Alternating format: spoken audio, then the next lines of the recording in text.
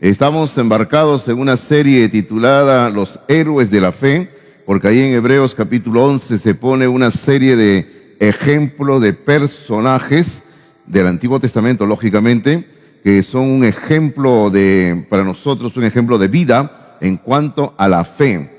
Porque el versículo número 1 de Hebreos 11:1 define la fe, dice que es la fe, la certeza de lo que se espera, la convicción de lo que no se ve. Eso es lo que dice en el versículo 1, y realmente cada una de estas personas que se mencionan en el capítulo 11 de Hebreos, y dicho sea de paso, no son los únicos, pero son un tremendo ejemplo de lo que es tener certeza y de lo que es tener una convicción, y como dice, de lo que no se ve.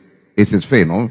Bueno, hace ya algunos domingos estuvimos definiendo todo este asunto. No es un salto al vacío, nada de eso. La fe tiene una base, y esa base es, el escrito está, de la palabra de Dios.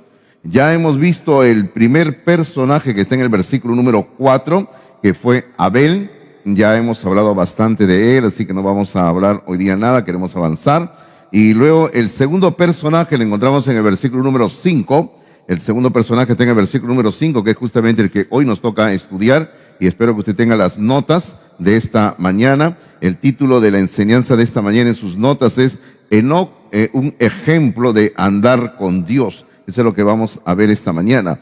El versículo número 5 de Hebreos, capítulo 11, versículo 5, dice así: por la fe, Enoc fue traspuesto para no ver muerte, y no fue hallado porque lo traspuso Dios, y antes que fuese traspuesto, tuvo testimonio de haber agradado a Dios. Esto es lo que en pocas líneas se nos resume la vida de este varón Enoc, que vamos a estar estudiando en esta mañana, tratando de aprender sobre sus pasos, el ejemplo que él nos ha dejado con su vida en la palabra de Dios. Bueno, vamos a empezar diciendo que Enoc, este personaje, es mencionado en algunas genealogías del Antiguo Testamento y en el Nuevo Testamento. Ahora es importante esto. Permítame mencionar solamente algunas de ellas, luego vamos a ir a la que vamos a invertir tiempo. Pero, por ejemplo, solamente lo menciono, no hay que abrirlos, anote nada más si usted gusta. Por ejemplo, en Primera de Crónicas, capítulo 1, los primeros 9 capítulos. Primera de Crónicas, capítulo 1, 2, 3, hasta el capítulo 9, encontramos una serie de genealogías que son muy importantes para el entendimiento de la historia del Antiguo Testamento. Porque esas genealogías de Primera de Crónicas, como digo, del capítulo 1 hasta el capítulo 9, son 9 capítulos de genealogías. Nos va a unir desde el primer hombre que Dios creó, Adán, hasta los personajes de la historia del pueblo de Israel. Esta es una genealogía que le llamamos una genealogía puente, porque uniría lo que comúnmente se entiende como la prehistoria con la historia. Pero ojo, no hay que pensar cuando hablamos de prehistoria en personajes cavernícolas como los picapiedras, y nada de eso, por si acaso, ¿ya? Estamos hablando de una prehistoria cuando todavía no se entraba a definir, por ejemplo, reyes, gobernantes, civilizaciones, culturas. A eso nos referimos como una prehistoria. Bueno, entonces ahí se le menciona a Enoc en esas genealogías que he dicho referencia, los primeros 9 capítulos de Primera de Crónicas, lo cual ya va indicando que Enoc fue realmente un personaje que sí existió. No es una fantasía, no es un cuento, ni nada de eso. Pero luego, en una segunda genealogía donde también aparece Enoc, es cuando se hace una genealogía sobre los antepasados del Señor Jesucristo en Lucas capítulo número 3. Ahí en Lucas capítulo número 3 se hace una genealogía muy resumida desde Jesucristo hasta Adán. Ahí se relaciona a Cristo con el primer hombre creado, Adán, y de esa manera se establece de que Jesús está habilitado para morir por toda la raza humana, por todo el género humano. Y justamente es en este mismo Evangelio de San Lucas que a Jesús se le llama el Hijo del Hombre, porque él desciende del primer hombre que Dios ha creado, Adán, y la primera mujer, Eva. Bueno, todos nosotros descendemos de Adán y Eva, por si acaso, ¿eh? No hay otro lugar de donde podamos descender. Todos descendemos de Adán y Eva. Ahora, otra genealogía donde aparece Enoc, y ahí sí le pido que abran la Biblia, porque ahí vamos a invertir un poquito más de tiempo, es en el de Génesis capítulo número 5. En Génesis capítulo número 5 encontramos, bueno, el título en nuestra Biblia es Los descendientes de Adán, y ahí lógicamente se van a mencionar solamente a los más resaltantes, a los más importantes, a los cabezas de familia nada más. Pero ahí se comienza a mencionar todo esto y la verdad es que hay que invertir tiempo para leerlo todo, pero no vamos a poderlo hacer en esta ocasión. Y bueno, ahí está la genealogía desde Adán, y esta genealogía en el capítulo número 5 se inicia con Adán, en el versículo número 3, usted puede ver en el versículo 3 que habla de Adán, y luego en el versículo número 32, el último versículo del capítulo 5, el 32, termina mencionando a Noé, y luego esta genealogía continúa en el capítulo número 10. Si usted avanza unas hojas, usted va a encontrar en el capítulo número 10 la continuación de la genealogía, y ahí continúa con Noé y sus hijos y todos los que descienden de los hijos de Noé ya después del diluvio universal. Así que estas dos genealogías, la del capítulo 5 de Génesis y la del capítulo 10 de Génesis, nos van a dar una ubicación sobre los descendientes de Adán, y también nos van a ayudar a establecer una cronología en cuanto a los años desde la creación del mundo hasta el día de hoy. Asunto que en verdad sería meternos en un tema demasiado amplio y que pasaríamos mucho tiempo hablando, y que no es el propósito ni el tema de esta mañana. Lo mencionaremos, pero no vamos a hablar de este tema demasiado. Pero aquí en el capítulo número 5 de Génesis, donde estamos, se va a aparecer Enoc en esta genealogía. Usted puede verlo en el versículo número 21. Vamos a leer del versículo 21 en adelante. Dice así la palabra del Señor en Génesis capítulo 5, versículo 21. Dice: vivió Enoc 65 años y engendró a Matusalén. Ok, observe usted que cuando tuvo a su primer hijo, a su hijo mayor, él tenía 65 años, ¿verdad? Y era realmente en esa época era todavía muchachito todavía, porque usted sabe que hubieron hombres que vivieron mucho tiempo más todavía. Así que tener un hijo en ese tiempo a los 65 años, todavía era muy joven todavía. Y luego dice que, versículo 22, así hablando de Enoc, dice: y caminó Enoc con Dios. Eso es muy importante, porque lo mismo se va a decir después de Noé también. Dice que él caminó con Dios después que engendró a Matusalén. Y después que engendró a Matusalén, mire cuántos años más vivió. Dice 300 años, y después todavía tuvo hijos e hijas. O sea, usted vaya poniendo esto en su mente, ¿no? Enoc, a los 65 años, tiene su primer hijo, Matusalén, y luego de que tiene su primer hijo, después vive 300 años más, y todavía tiene muchos hijos y muchas hijas más todavía. Ahora, ¿cuántos años en total vivió este varón? Dice el versículo número 23, dice: y fueron todos los días de Enoc 365 años. Y luego dice: caminó pues Enoc con Dios y desapareció porque le llevó Dios.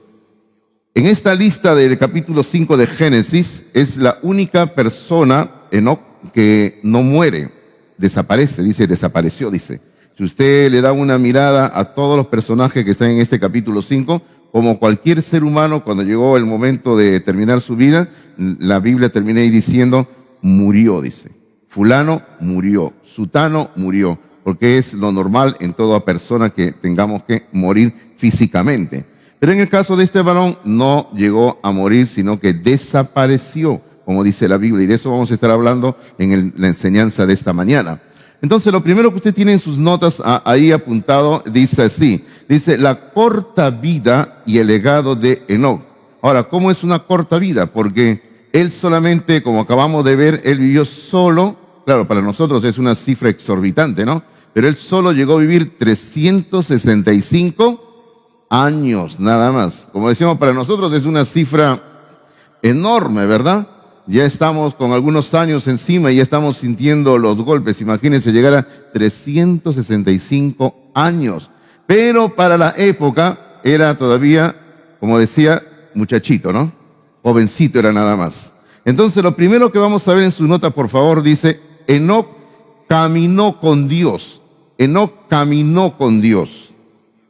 Ahora, esta palabra caminar con Dios, claro, lógicamente implica que él le agradó a Dios, él vivía en comunión con Dios, él tenía una buena relación con Dios, él estaba siempre cerca de Dios, en comunión, en oración, básicamente. No podemos decir que él estaba leyendo la Biblia, porque en ese tiempo todavía no existía la Biblia como la tenemos hoy en día, pero él tenía comunión con Dios. Ahora, en sus notas todavía seguimos diciendo, Enoc fue el padre ¿de quién, hermanos? Matusalén, el padre de Matusalén. Un nombre un poquito largo, ¿no? Pero un nombre interesante, ¿eh? Un nombre interesante, ¿no? Porque eso es lo que dice en el versículo 21 que hemos leído, que Enoc a los 65 años engendró a Matusalén. Pero como dicen sus apuntes, algo especial sucedió en el nacimiento de su hijo que cambió su perspectiva de la vida. Algo tuvo que suceder. Algo le tuvo que suceder. Bueno, yo estaba pensando de que muchas veces a los varones les ocurre esto, ¿no? De que cuando tienen su primer hijo, su primera hija, algo les cambia, ¿sí o no? Algo les cambia, ¿no? Algo sucede en su corazón, ¿verdad? Entonces, algo le tiene que haber sucedido a este varón cuando vio que nació su primer hijo. Él, ¿qué se habrá dado cuenta, no? De que la vida es corta, de que hay que darle gracias a Dios por lo que nos da, de que como dice la palabra de Dios más adelante, dice, herencia del Señor son los hijos, ¿verdad? ¿Qué se habrá dado cuenta? Pero él, algo se operó, un cambio en su corazón de Enoc. Ahora, en sus apuntes seguimos diciendo, el nombre que le puso nos da testimonio de su fe en Dios. Ya sabemos que el nombre era Matusalén. Pero ¿qué significa Matusalén? Ese es el asunto. Hermano, esto es importante porque esto nos va a demostrar la fe que él tenía en Dios. Aquí usted va a escribir el significado del nombre Matusalén. Y Matusalén significa después de este vendrá. Después de este vendrá. Eso es lo que significa Matusalén. Matusalén significa después de este vendrá. Okay, es interesante, hermano, el significado del nombre que le puso él a su hijo. Lo que él estaba diciendo es básicamente así: cuando mi hijo Matusalén se muera, viene. Y ahí venía, ¿y qué es lo que viene? ¿Qué es lo que viene? O sea, eso era lo que él estaba diciendo con el nombre de su hijo que le estaba colocando. O sea, mientras mi hijo viva, no pasa nada, tranquilo todo. Pero cuando mi hijo se muera, se viene algo. Bueno, nosotros ya sabemos qué era lo que se vendría, ¿verdad? Y como dice en sus apuntes dice, de hecho, el diluvio de Génesis 6, de hecho, el diluvio de Génesis 6 sucedió poco después de la muerte de Matusalén. O sea, cuando se murió Matusalén, vino el diluvio de Génesis, capítulo número 6. Claro, ahorita quizás yo no tengo la forma de probarle usted haciendo una pizarra y haciendo unos gráficos. No es la oportunidad, no es la ocasión. Pero cuando yo tengo la oportunidad de enseñar el libro de Génesis, que he tenido oportunidad varias veces de enseñarlo a los estudiantes en el seminario. Aquí también cuando hemos tenido algunos cursos que hemos hecho en la iglesia, lo hemos estudiado también y hemos hecho en la pizarra, en la computadora, unos dibujos con unos diagramas con la cronología de la vida de estos varones que estamos viendo aquí en el capítulo 5 de Génesis. Ahí sí se puede establecer fácilmente cuándo nació uno, cuándo murió, a qué edad nació, cuando tenía su padre, cuándo murió, y así se va avanzando y se llega fácilmente a entender que en el mismo año en que murió Matusalén, vino el diluvio que Dios había prometido. Ahora, hermano, todo lo que este hombre hizo, Enoc, hermano, al ponerle este nombre a su hijo, demostraba fe en Dios. ¿Por qué demostraba fe en Dios? Porque, hermanos, hasta ese momento nunca había llegado un diluvio universal. Nunca había llovido sobre la tierra. Ese es otro tema que la vez pasada estuvimos mencionando. Pero la primera vez que iba a caer una lluvia era en el diluvio universal y ellos iban a ver algo que nunca habían visto. Es como lo que hoy en día, por ejemplo, yo le dijera a usted, ¿no? ¿alguna vez usted ha visto a un hombre que viene cabalgando por el cielo montado en un caballo? Nunca lo hemos visto, ¿verdad? Pero usted sabe que Jesucristo va a venir así, ¿verdad? ¿Lo sabe o no lo sabe? Algunos no lo saben. Algunos recién se están enterando, ¿no? ¿Sí o no? Apocalipsis capítulo 19 describe la venida del Señor y dice que Él va a venir desde el cielo montado en un caballo blanco. Ahora, yo le hablo eso y algunos dirán, pastor, usted está soñando, ¿no? O no ha tomado desayuno hoy día. No, pero eso es lo que la Biblia dice, ¿verdad? Y tenemos que creer lo que la palabra de Dios dice. Entonces, ahora, imagínense también en esa época, se estaba hablando de un juicio, de un diluvio, que nunca antes había caído lluvia sobre la tierra, y ellos decían, este hombre está loco, ¿de qué está hablando? Y todo eso demostraba sencillamente confianza, fe en lo que Dios tenía que hacer. Entonces, el nombre de Matusalén significaba esto, después de este viene, y lo que vino cuando murió Matusalén fue el juicio del diluvio, queridos hermanos. Ahora, seguimos con sus notas, por favor, dice así. Enoc vivió los últimos 300 años de su vida, porque recuerde que nació su hijo y después vivió 300 años más. Dice, él vivió los últimos 300 años de su vida con enfoque y propósito. Él vivió con enfoque y propósito, hermano, y este es un tremendo ejemplo para nosotros. Que tenemos que entender esto, tenemos que vivir la vida, no solamente pensando en el hoy, sino pensando en el mañana y en el más adelante. Y eso es vivir con enfoque y con propósito. Porque a veces algunos se despiertan y no saben qué van a hacer de su vida el día de hoy. Pero cuando uno tiene un enfoque y uno tiene un propósito, uno sabe a qué se está dedicando y hacia dónde está apuntando cada día de su vida. Y volviendo a leer en Génesis capítulo número 5, ya hemos visto el versículo 21, a qué edad engendró a su hijo, y el versículo número 22 nos dice que caminó Enoc con Dios, y eso es muy importante, él caminó con Dios. Y justamente lo primero que vamos a mencionar de vivir con enfoque es esto, en sus notas dice, caminó con Dios hasta que desapareció, porque eso es lo que nos dice en el versículo número 24. En el versículo número 24 dice que caminó pues Enoc con Dios y desapareció, dice. Él desapareció. Y también vamos a hablar de eso en un momentito, que cómo es que ocurrió esto, que él desapareció. Pero lo segundo que vemos, cómo es que él vivió con enfoque. O sea, él caminó con Dios y lo segundo es advirtió a lo de su generación acerca del juicio divino que había de venir. Él advirtió a la gente de su generación que venía un juicio. Ahora, y para eso vamos a trasladarnos por un momento al penúltimo libro de la Biblia. ¿Cuál es el penúltimo libro de la Biblia? ¿Cuál es, hermanos? La epístola de Judas. Judas Iscariote, ¿verdad? No, ¿qué Judas era? Otro Judas, por si acaso, ¿no? No era Judas Iscariote. Este no es Judas Iscariote que escribió la epístola de Judas, por si acaso. Judas Iscariote murió ahí nomás cuando él traicionó al Señor Jesucristo. Este es otro Judas que se le conoce como el hermano del Señor Jesucristo. Este Judas también se le conoce en la tradición, se le conoce como Judas Tadeo, ¿no? Así se le conoce en la tradición. Pero aquí en la epístola de Judas, él va a citar algo que Enoc había predicado, algo que Enoc había anunciado. Versículo número 14 y 15 dice así. Versículo 14 y 15 dice así. De estos también profetizó Enoc. Ahora, ¿de quién se refiere de estos? Se refiere a lo que ha estado hablando anteriormente. Falsos maestros, burladores, gente que no cree en Dios, gente que se mofa de la palabra de Dios. De eso se está refiriendo cuando dice de estos, dice, ¿no? Pero el versículo 14 sigue diciendo, de estos también profetizó Enoc, y luego le llama séptimo desde Adán. Ahora, no hemos visto este detalle, pero en el capítulo 5 de Génesis, si usted comienza a contar las cabezas de los descendientes de Adán, comenzando con Adán, digamos Adán número 1, número 2, número 3, así usted sigue, y justamente se llega en Génesis capítulo 5 a ver de que Enoc era el séptimo descendiente desde Adán. Vamos a decir la séptima generación, digámoslo así.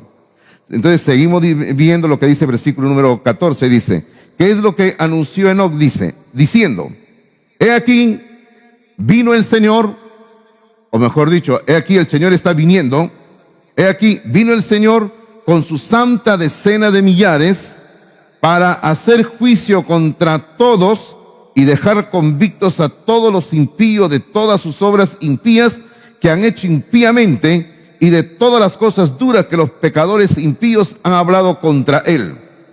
Ese fue el mensaje que Enoc predicó en aquel tiempo en Génesis capítulo número 5. Claro, no es todo el mensaje que él predicó, sino algo breve, un resumen nada más de lo que él anunció. Pero el punto es, como decimos en sus notas, dice, ¿no? Él advirtió a la gente de su generación que venía un juicio. Viene un juicio, le decía. Y como dice aquí en el versículo número 14 de Judas, dice, he aquí el Señor viene, el Señor está viniendo, dice, y viene, no viene solo, viene con su santa decena de millares. Y en el versículo número 15 dice, para hacer juicio. Y eso era lo que él estaba anunciando Enoc durante su tiempo de vida terrenal.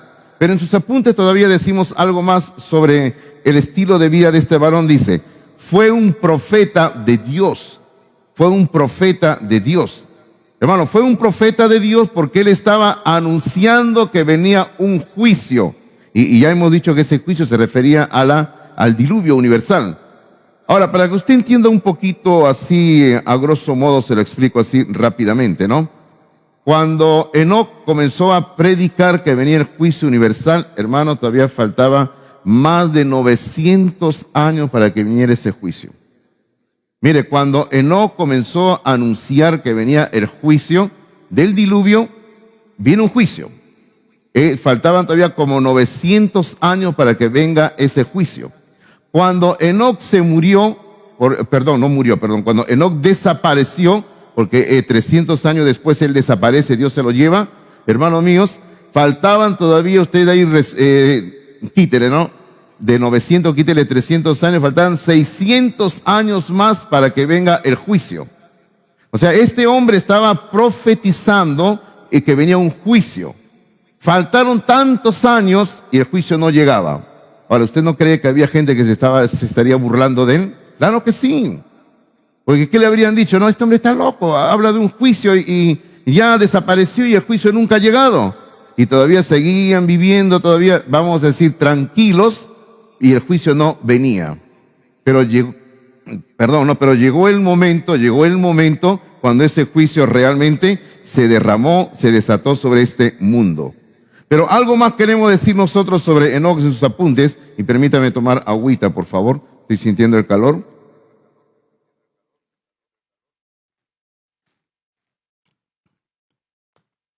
Ahí en sus apuntes dice, en el número 2, no sé cómo lo tienen ustedes, yo lo tengo en el mío número 2, sí, número 2 creo, ¿no? Dice, Enoc agradó a Dios, dice, Enoc le agradó a Dios. Y eso es muy importante, ¿ah? Enoc le agradó a Dios.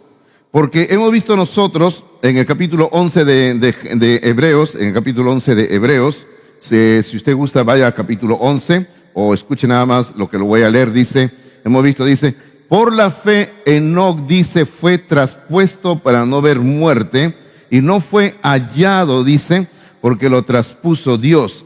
Y dice, y antes que fuese traspuesto, tuvo testimonio de haber agradado a Dios. Y ahora observe cómo comienza el versículo número 6. El versículo número 6 dice, pero sin fe es imposible agradar a Dios. Entonces, lo que vemos nosotros aquí es que Enoc fue una persona que le cayó en agrado a Dios, fue agradable a Dios. Ahora, ¿qué hizo este hombre para hacerle agradable a Dios? Bueno, aquí en sus notas mencionamos 4 cosas, 4 acciones que él tomó en su vida, con lo cual él le agradó a Dios y que también nosotros podemos hacer para agradarle a Dios. Lo primero, por ejemplo, que hizo él es, ahí en sus apuntes tiene, creyó lo que Dios había dicho. Creyó lo que Dios había dicho. Y ya les he mencionado de que él creyó a Dios aún a pesar de que no se veía por ningún lugar un juicio. Faltaba tanto tiempo para que viniera el juicio, él no sabía cuánto tiempo faltaba, pero él estaba anunciando que venía un juicio, así que él le creyó a Dios, y eso se llama sencillamente tener fe en Dios, queridos hermanos. Lo segundo que él hizo, la segunda acción que él tomó para agradarle a Dios es que él sometió sus planes a los planes de Dios. Sometió sus planes a los planes de Dios. Por ejemplo, podemos tomar como ejemplo el hecho del nombre que él le puso a su hijo. Él le puso a su hijo el nombre Matusalén. Y el mismo nombre de su hijo indicaba que ese hombre, cuando muriera, venía el juicio.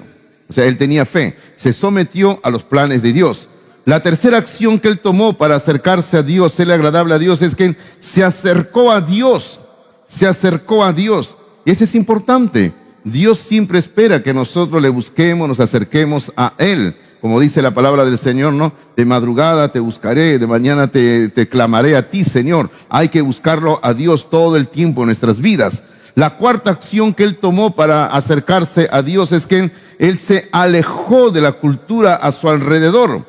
Se alejó de la cultura, sencillamente no permitió que el estilo de vida de sus contemporáneos que estaban lejos de Dios lo influyeran a él, lo alejaran de Dios, sino que él más bien fue en sentido contrario. Él no se dejó llevar por el sistema que lo estaba ahí impulsando hacia otro lado.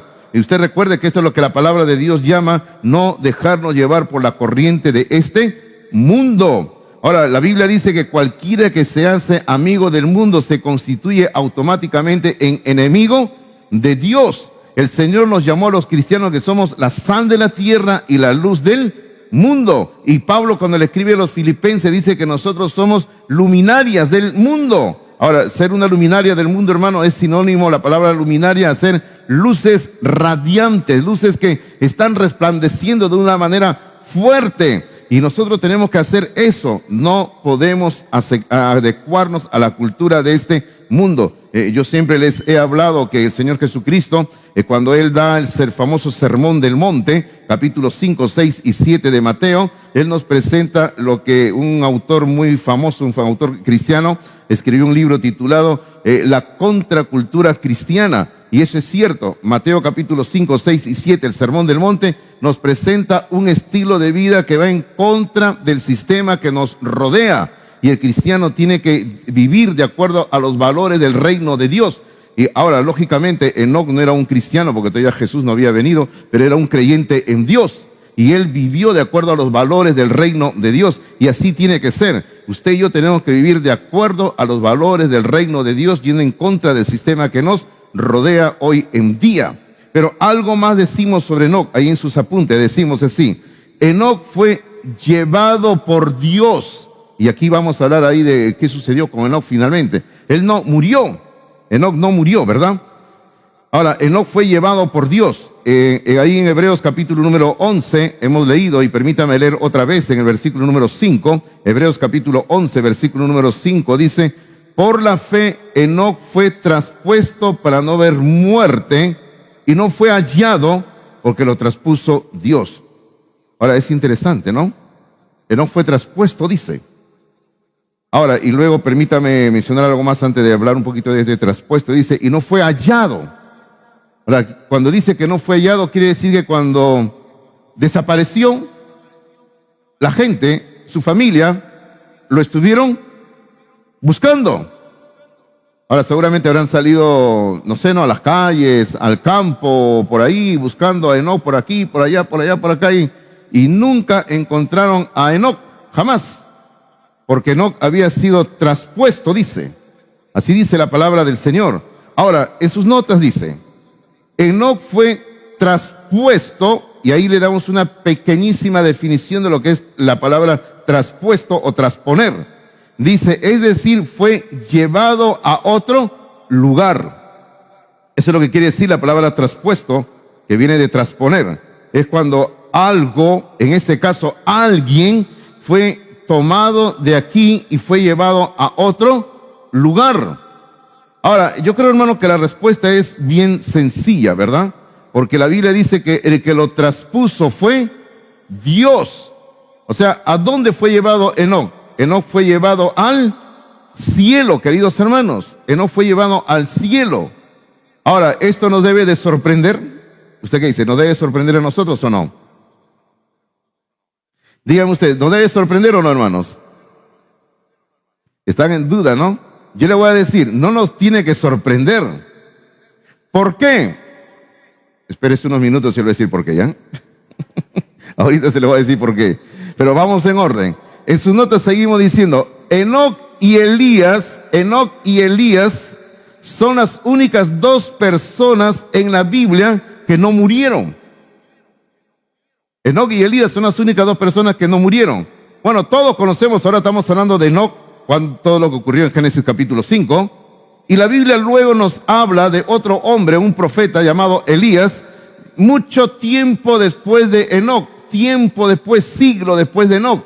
Este varón, dice la Biblia, que anduvo también en fidelidad a Dios, sirviéndole, honrándole. Y Dios, por alguna razón, y yo creo que para darnos un ejemplo, darnos una enseñanza, la Biblia dice que Dios se lo llevó a Elías al cielo. Ahí sí se nos relata más detalles que en el caso de Enoc. En el caso de Enoc solamente dice que Enoc desapareció, dice, porque Dios lo llevó. Pero en el caso de Elías sí se nos relata que Elías estaba caminando con su discípulo Eliseo. Luego vino del cielo, dice, un carro de fuego tirado por caballos, que lo levantaron a Elías en un torbellino y se lo llevaron al cielo. Claro, algunos que están aquí que siempre andan pensando en los extraterrestres, dicen, ahí está el pastor. Los extraterrestres se lo llevaron a Elías, ¿no? Por favor, quítese esa historia de la cabeza, ¿no? Esos son cuentos interesantes para que usted pase de repente un momento divirtiéndose viendo una película de extraterrestres y de seres del espacio, ¿no? Pero si vamos a hablar de asuntos serios en base a la palabra de Dios, a la Biblia, son simplemente cuentos, mitos, historias que no tienen ninguna base en la enseñanza de la Biblia, en la teología cristiana, que, como siempre les digo, algún día hablaremos, ¿no? Ampliamente, pero vamos a hablar algún día. Tantos temas para hablar en la Biblia, ¿verdad, hermanos? Pero entonces seguimos hablando, por favor, y aquí vamos a quizás a resolver diciéndole que por qué no nos tiene que sorprender que Dios se haya llevado vivo a Enoc y luego hizo lo mismo con Elías. Y aquí está la respuesta. En sus apuntes dice, ambos, o sea, Enoc y Elías, son un ejemplo del arrebatamiento de la iglesia. Ambos, Enoc y Elías, son un ejemplo del arrebatamiento de la iglesia. Ahora, ¿entiende por qué le estaba diciendo hace un momento que no debe de sorprendernos? ¿Entiende usted? Porque la Biblia enseña que cuando el Señor Jesucristo regrese a llevar a la iglesia, primero van a resucitar los creyentes que hayan muerto. Los creyentes que hayan muerto, los creyentes que hayan dormido ya en el Señor, van a resucitar y van a ser arrebatados por el Señor. E inmediatamente después de ellos, los que estén vivos o estemos vivos. En ese momento la Biblia dice que seremos arrebatados y seremos llevados por el Señor, sin haber experimentado jamás la muerte física, seremos llevados a la presencia del Señor. Ahora, alguien dirá, y pastor, ¿y cómo vamos a entrar al cielo? Bueno, sencillamente la Biblia habla en otros lugares de que el Señor nos va a dar un cuerpo transformado, un cuerpo diferente, un cuerpo distinto. Ya el cuerpo que vamos a tener en la presencia de Dios no va a ser exactamente el mismo cuerpo que tenemos hoy en día.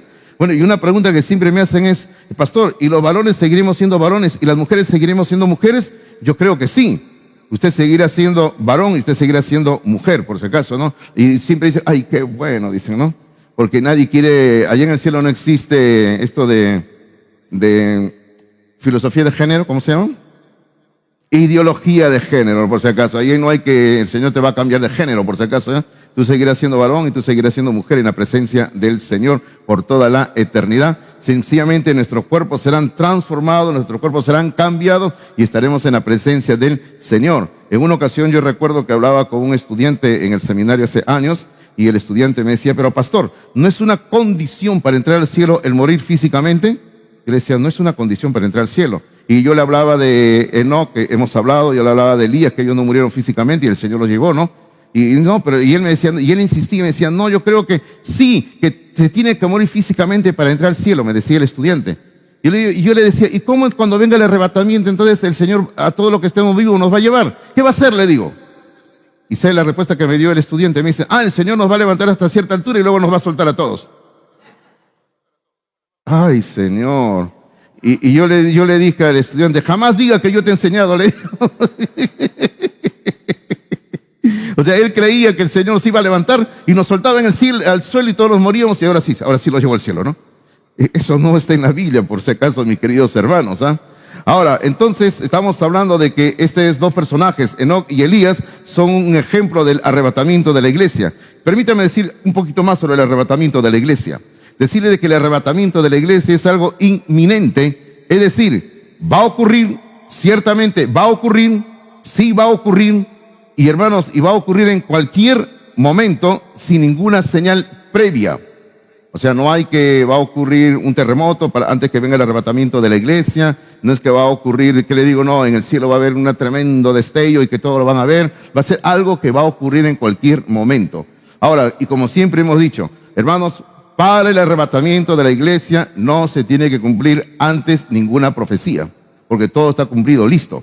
Solamente estamos esperando que el Señor diga el momento que tiene que darles el arrebatamiento y inmediatamente se echa a andar después del arrebatamiento de la iglesia los juicios que Dios ha establecido en su palabra en el libro del Apocalipsis.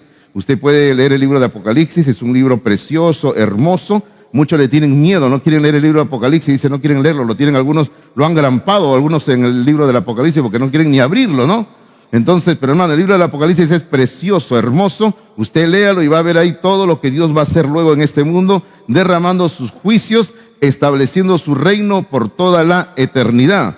Pero hermanos, el Señor viene y viene pronto a establecer un reino en este mundo. ¿Cuándo? Ese es el punto. ¿Cuándo? Nadie lo sabe. ¿Que va a ocurrir? Sí, va a ocurrir. Es algo cierto. Ahora, y usted me dirá qué se hace esta mañana. ¿Y usted cómo lo sabe?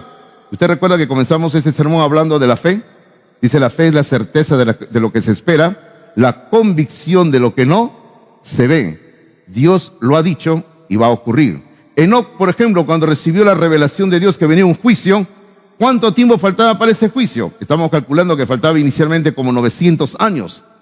Él desapareció 300 años después y el juicio no venía.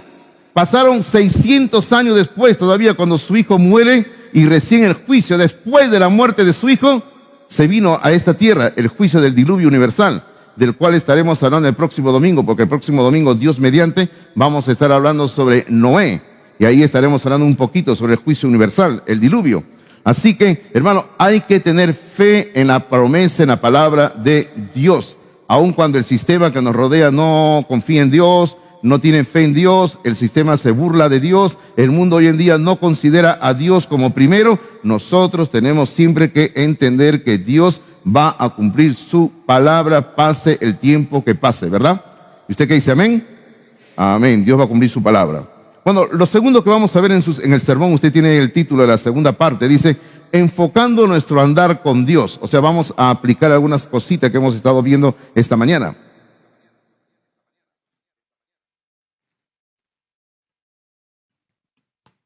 Se siente bastante bochorno, ¿no, hermanos? Bastante bochorno se siente. Y creo que no abrieron las ventanas de acá, ¿no? Pero no, ahorita ya no, después. Pero hay que abrir las ventanas de acá porque se siente bastante calor. Y acá adelante siempre me dicen, pastor, ¿y usted siente calor adelante? Me dicen, pregunta, si usted está solito ahí parado. Hermano, usted viene las luces que hay acá. Y acá lo que tenemos nosotros es que el techo es un poquito bajo, entonces estas luces están, pero es fuerte acá, ¿no? Acá me estoy zancochando yo, me estoy derritiendo acá, y la alfombra, el calor ahí, ¿no? Y el poder del Señor ahí encima, ¿no? Pero bueno, enfocando nuestro andar con Dios. Y vamos a resumir todo esto en 4 lecciones importantes y le hemos colocado enfoque a cada uno. El enfoque número 1 que tenemos que entender y aprender nosotros es esto. Nuestras vidas deben ser vividas con el final en mente, con el final en mente. Hermano, nosotros tenemos siempre que andar pensando cómo va a terminar nuestra vida terrenal. A veces no pensamos en esto, ¿verdad? Bueno, nosotros tenemos que pensar qué legado le vamos a dejar a la siguiente generación. No solamente un legado material, no solamente una casa, no solamente un terreno, no solamente muebles, no solamente dinero, sino qué legado, qué enseñanza le vamos a dejar a nuestros hijos, a nuestros nietos, y quién sabe, de repente usted puede ver hasta los bisnietos, ¿verdad? Pero qué legado. Usted tiene que pensar en el final de su vida. Por ejemplo, ¿usted alguna vez ha pensado cómo usted se va a presentar delante de Dios algún día? Porque vamos a presentarnos delante de Dios algún día, todos. A veces nosotros solamente nos estamos preparando para esta vida terrenal, estamos construyendo, estamos trabajando, estamos invirtiendo, estamos estudiando y está muy bien. Pero el problema es cuando solo pensamos en esta vida terrenal, nada más. A veces estamos pensando inclusive dónde nos van a enterrar. Compramos un espacio en algún cementerio donde nos van a enterrar y algunos inclusive hasta eligen el tipo de cajón que quieren que lo use para su entierro, ¿verdad? Crean ustedes que yo estuve una vez de viaje hace años atrás en la ciudad de Pucallpa, y en la ciudad de Pucallpa, hermanos, conocimos a una familia que dio hospedaje a algunas personas con las cuales habíamos viajado, porque éramos varios y nos dividieron en varios hogares, y a unas señoritas que les había tocado ir a la casa de unos ancianos. Se encontraron ellos de que en el dormitorio donde los habían ubicado a las señoritas, habían 2 ataúdes. Sí, habían 2 ataúdes. Y yo no les creía, y sí, pastor, hay 2 ataúdes. En el dormitorio que ellos venden ataúdes, no, pastor, tienen sus ataúdes ahí. En serio, sí. Hermano, y verdad, tenían sus ataúdes. Y luego conversando con los ancianos es que ellos habían ya comprado sus ataúdes, porque ellos querían ver en qué los iban a enterrar. Y tenían sus ataúdes listos ya. Yo no sé si usted tendrá su ataúd en su casa, ya no. Pero usted tiene que pensar en el final de su vida, porque algún día todos los vamos a presentar ante Dios. No solamente hay que pensar en los bienes materiales, no solamente hay que pensar en dónde me van a enterrar, no solamente hay que pensar en qué ataúd me van a enterrar, no, sino que un día vamos a estar ante el trono de Dios. Y usted tiene que pensar, ¿cómo voy a presentarme ante el trono de Dios? Por eso usted tiene que pensar en el final de su vida. Ahora, en sus apuntes dice, si nunca has aceptado a Jesús como tu Salvador, el presente, si nunca lo has aceptado, el presente es el único momento asegurado. O sea, ahora, hoy tienes que tomar una decisión por Jesús. Hoy, mientras hay vida, mientras estás consciente, mientras estás lúcido, lúcida, tienes que abrir tu corazón y aceptar a Jesús como tu Salvador personal. Ahora. Luego dice en sus notas, si ya has aceptado a Jesús, purifique su andar diario para reflejar a Jesús. Porque la Biblia nos enseña de que todo aquel que tiene la esperanza en el Señor Jesucristo se purifica a sí mismo. Todo creyente tiene que purificarse cada día, limpiarse cada día, buscar siempre limpieza espiritual en la sangre de Cristo. Porque como estamos diciendo, nos vamos a presentar un día ante la presencia de Dios. Vamos a estar un día ante la presencia de Dios, todos nosotros. Luego, el segundo enfoque que tenemos que tener entendido es esto. Enfoque número 2, en sus apuntes dice, nuestros días necesitan estar enfocados en Jesús. Enfocados en Jesús. Bueno, lo más grande que podemos hacer cada día es dedicarnos a Jesús, pensar en Jesús, vivir por Jesús, conocer a Jesús. Usted recuerde cuando termina el capítulo 11 de Hebreos, y lógicamente cuando termina el capítulo 11 de Hebreos comienza el capítulo 12, ¿verdad? Es lógico, ¿no? Pero usted recuerde cuando comienza el capítulo 12 hay una partecita donde dice, puesto los ojos en Jesús, el autor y consumador de la fe. O sea, nosotros tenemos que vivir cada día pensando en Jesús, enfocarnos en Jesús. Jesucristo tiene que ser nuestro modelo de vida. Jesucristo tiene que ser la meta a la cual tenemos que llegar. No hay tiempo de estudiar ahora, pero solamente le hago referencia, como siempre procuro hacerlo, que en Efesios capítulo número 4, cuando el apóstol Pablo describe el desarrollo espiritual del creyente, él dice que nuestra meta tiene que llegar a la imagen y a la semejanza de Cristo Jesús. Ahí tenemos que aspirar, todo creyente, todo cristiano tiene que aspirar a ser a la imagen y a la semejanza de Cristo Jesús, queridos hermanos. Por eso, cada día hay que estar enfocados en Jesús. Lo tercero, el tercer enfoque que tenemos que tener en nuestras vidas es este. Cada momento tenemos que permanecer en Jesús. Permanecer en Jesús. ¿Es una redundancia? No, no es una redundancia de lo anterior. Está muy relacionado con lo anterior. Enfocarnos en Jesús, Él es nuestra meta, pero tengo que permanecer en Jesús, porque la Biblia dice que el que permanece en mí y yo en Él, este lleva mucho fruto, porque separados de mí nada podéis hacer. Eso está en San Juan capítulo 15, versículo número 5. San Juan 15, 5. Hay que permanecer en Jesús. Hermano, ¿cómo se puede permanecer en Jesús? Hermano, yo sé que cuesta, porque somos seres humanos, cuesta, pero tenemos que permanecer en Jesús nutriéndonos cada día con la palabra de Dios. Algo que yo estaba aprendiendo estos días, y quizás a algunos les pueda parecer un poco extremo, pero es que más importante que la oración es el estudio de la palabra de Dios, queridos hermanos. Algunos que les gusta orar, decir, ay, van a hacer un escándalo. Ay, pastor, ¿cómo es eso? A mí me gusta orar. Está bien, ore, busca a Dios en oración, pero más importante que orar es estudiar la palabra de Dios. Ahora, ¿por qué? Porque, hermano, porque la palabra de Dios es la base sobre la cual usted va a orar. Si usted no conoce la palabra de Dios, usted no va a saber cómo pedir y qué pedir. Usted recuerde que la misma palabra de Dios dice que nosotros no recibimos porque pedimos mal. Ahora, y para pedir bien hay que conocer, hay que saber lo que la palabra de Dios enseña, dice. Es por eso que necesitamos conocer la palabra de Dios, leer la palabra de Dios, memorizar la palabra de Dios para que sobre esa base podamos orar. Ahora, si usted quiere permanecer en Jesús, usted tiene que conocer la palabra de Dios. Usted tiene que nutrirse de la palabra de Dios. Usted tiene que abrir la Biblia y tiene que leer la palabra de Dios. La vez pasada alguien me preguntaba y me decía, pastor, ¿y qué hago si no quiero leer la Biblia? Y yo le decía, era una persona soltera, y yo le decía, mira, tú vas a aprender algo en la vida el día que tengas un hijo o una hija. ¿Sabes qué? Tu hijo o tu hija cuando esté chiquito te va a decir, no quiero comer. ¿Y tú qué le vas a decir? Aunque no quieras, te lo vas a comer, ¿sí o no? Entonces lo mismo es con el estudio de la Biblia. Aunque no quieras leer, tienes que leer. Oh, hermano, usted no sabe cuántas veces le tenía que decir eso a mis hijos, a excepción del varón. El varón sí, más bien había que decirle que no coma, ¿no? Pero a las niñas sí, había que decirle que coman. Entonces, y yo le decía, come, y tenían que comer. Y ahora, y nunca, algunos padres que hoy en día son muy defensores de que no quieren que se le diga nada a los hijos, ¿no? Porque hoy en día hay padres que no quieren que a sus hijos ni los miden, ¿verdad? Que les va a hacer daño. Entonces, nunca a ningún niño le ha pasado nada porque un padre le ha obligado a comer, ¿verdad? O algún niño se ha enfermado por obligarle a comer, jamás. Entonces, cuando alguien no quiere leer la Biblia, aplique lo mismo que usted aplica con su hijo pequeño cuando su hijo le dice que no quiere comer. Tienes que leer la Biblia, tienes que leerla. Y cuando la estás leyendo, aun cuando no tienes ganas, se te van a abrir las ganas, el apetito, vas a ver. Ahí se te va a abrir el apetito de seguir leyendo la palabra de Dios.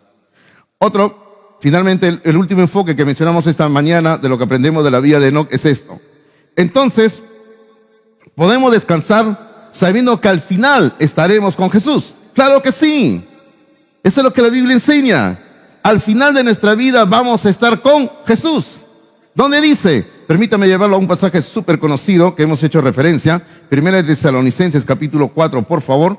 Mire usted ahí, es un pasaje súper conocido, pero solamente para hacer referencia nada más a lo que estamos hablando. Capítulo 4 de Primera de Tesalonicenses.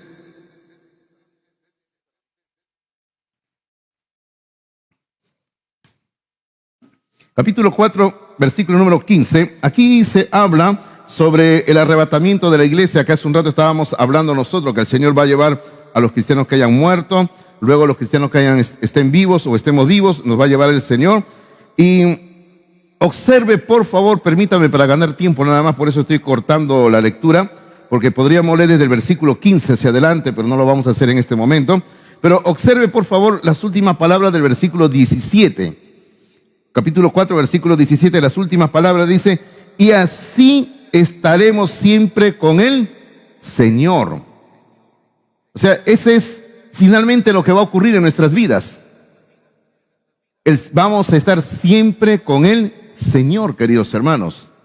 Entonces, nosotros como cristianos tenemos como meta vivir hoy, cada día, una vida dedicada al servicio de Dios. Y cuando alguien vive al servicio de Dios, también vive al servicio del prójimo. Pero también, hermano, tenemos que entender esto, que tenemos que esforzarnos cada día para tener comunión con Jesucristo. Y finalmente, la promesa es, vamos a estar siempre con el Señor. El día que lleguemos al cielo, yo siempre he dicho, ahí me voy a encontrar en este caso, con Enoc, me voy a encontrar con Elías, con el apóstol Pablo, y tantas cosas que vamos a poder conversar con esos varones, ¿no? Y también voy a tener la bendición de encontrarme con mi esposa también allá en el cielo, ¿no? Y mi esposa me va a decir seguro, tanto te demoraste en venir, me va a decir, ¿no? Pero así es la vida, ¿verdad, hermanos? Vamos a estar siempre con el Señor, ¿verdad? Y hay que vivir la vida cristiana intensamente para la honra y gloria de Dios. Pero termino diciendo, si usted aún no tiene a Cristo en su corazón, el presente, el hoy, el ahora es importante, porque usted hoy, ahora, como dice la palabra de Dios, hoy es día de salvación. Vamos a orar, por favor. Le invito a inclinar la cabeza por un momento, cerrar los ojos y vamos a acercarnos al Señor en oración en este momento. Y así vamos a tener un poquito de comunión espiritual con el Señor. Padre, gracias te damos por este tiempo con tu palabra. Gracias porque hemos podido abrir la Biblia. Hemos podido aprender sobre este varón, Señor Enoc, que tuvo una vida dedicada a ti, anduvo en tus caminos, te sirvió, te honró. El Señor, él fue en contra del sistema de la época. Inclusive él anunció un juicio que vendría mucho después todavía de su vida de él. Y todo esto lo hizo por fe en ti, Señor, confiando en tu promesa, en tu palabra. Y tú jamás vas a dejar que la palabra de un varón tuyo caiga por tierra, sino que se cumpla.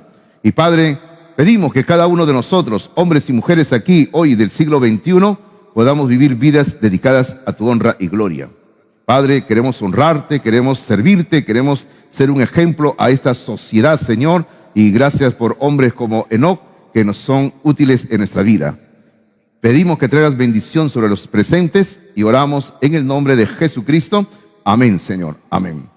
Muchas gracias, hermanos. Dios les bendiga a ustedes.